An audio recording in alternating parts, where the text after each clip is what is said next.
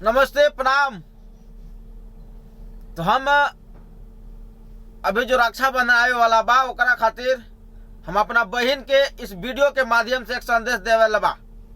बताऊं, यही कहे के बा कि हमार बहन तो जहां भी रहिया खुश रहिया। इस साल हमार नसीब नहीं के राखी बंधवावे के, काहे कि हम घर पे बानी ना। हम घर पे अगर आएम तो समझत बा। ये चलते हमार बहन याद रखिए, जहां भी बड़े खुश रहिए। और तार भाई मंजीत आज नहीं, इस बार नहीं, अगले बार तो उसे मिली और मिली। इस बार रक्षाबंधन में अपना मन छोटा मत करिए बहन।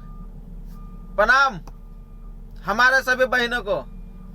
हैप्पी रक्षाबंधन एडवांस में।